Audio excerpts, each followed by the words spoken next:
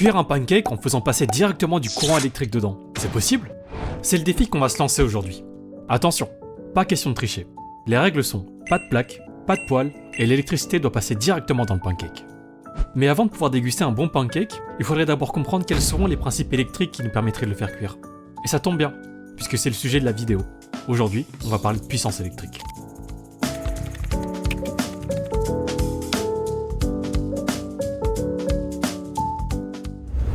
Pour essayer de comprendre le concept de puissance électrique, reprenons nos amis de toujours.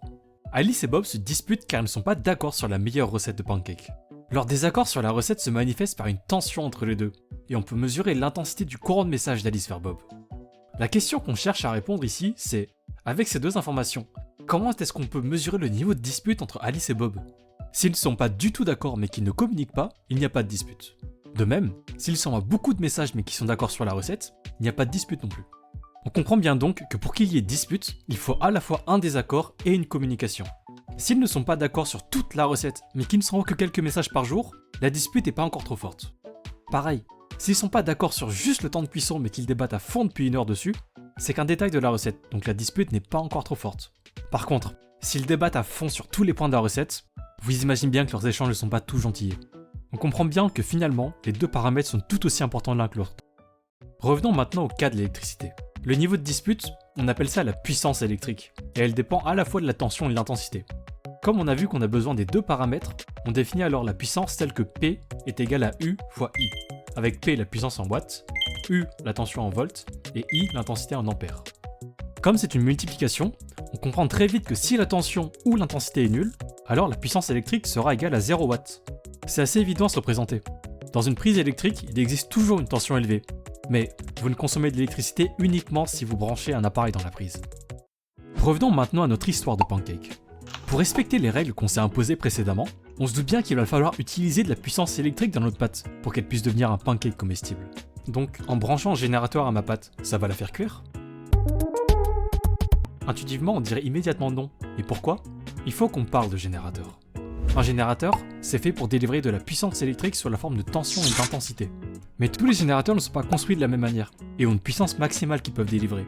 En pratique, ça veut dire qu'un générateur peut alimenter autant de composants qu'on veut, tant que sa consommation électrique vaut moins que sa puissance maximale. Par exemple, une alimentation de 800 watts est suffisante pour alimenter une carte graphique et un processeur. Mais si je commence à vouloir miner du Bitcoin et je rajoute une carte graphique, l'alimentation ne supportera plus.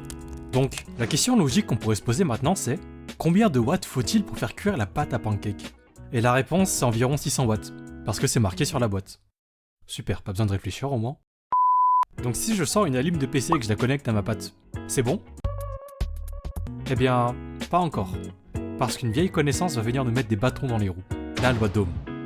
Une pâte à pancake, ça peut paraître surprenant, mais ça conduit de l'électricité. Et donc, électriquement, c'est juste une grosse résistance. On peut mesurer qu'elle fait environ 50 ohms.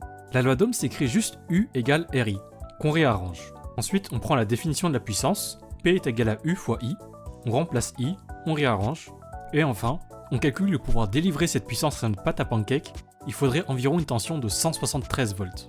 Et ça tombe bien, parce que ma prise murale elle fait environ ça. Stop! On vous a toujours dit de ne pas mettre les doigts dans la prise, parce que ça va vous tuer. Là c'est exactement la même chose, ne refaites pas ça chez vous. On a alors prouvé que théoriquement, il est possible de faire un pancake. Maintenant il reste plus qu'à le faire. En tant que conteneur, je vais utiliser une brique de lait. Mon pancake aura alors une forme rectangulaire.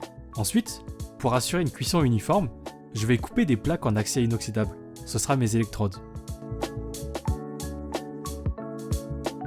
Je les insère dans le conteneur pour qu'elles ne bougent pas trop pendant la cuisson, et puis je vais les scotcher à la brique. Maintenant que c'est bon, on peut alors verser notre pâte à pancake dedans. Ça a l'air pas trop mal comme ça. Pour qu'on voit un peu mieux, je vais couper ces morceaux. Puis je connecte enfin les plaques avec des pinces crocodiles. Enfin, pour ma sécurité, j'utilise un petit switch et j'ai vérifié qu'il supporte 1500 watts, sinon il brûlerait. J'insère alors ma prise dedans pour que l'électricité puisse passer et on peut enfin commencer la cuisson, en espérant que rien de mauvais se passera.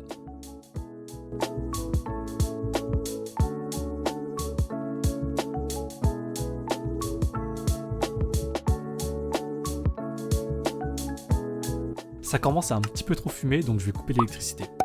Et regardez le résultat. Un bon pancake fait uniquement à l'électricité. Ça aura pris environ 7 minutes à cuire. On va procéder au démoulage maintenant pour voir vraiment à quoi il ressemble.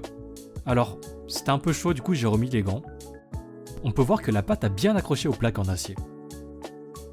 Mais le plus important, c'est le pancake. On le démoule et... voilà, un pancake bien chaud.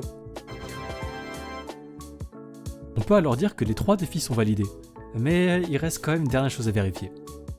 Je rajoute un petit peu de chocolat pour que ce soit meilleur. J'ai essayé d'écrire mon nom, mais ça s'est pas très bien passé. Je le sépare avec des baguettes, histoire de pas me brûler si c'est encore liquide à l'intérieur. Et bah ça a l'air bien moelleux à l'intérieur en vrai. On va essayer de le manger. Et c'est validé. C'est même plutôt bon en vrai. Si cette vidéo sort, alors on pourra aussi dire que le pancake est comestible. Ce qui est une bonne chose. Alors maintenant, est-ce que je recommande cette manière de cuire les aliments? Absolument pas. Pendant la cuisson du pancake, si vous veniez à toucher une des 2 plaques, c'est pas le pancake qui aurait cuit. C'est vous. Si vous avez appris des choses, n'hésitez pas à vous abonner. Pour continuer à expliquer des principes électriques, je continuerai à faire des expériences comme celle-ci. A bientôt.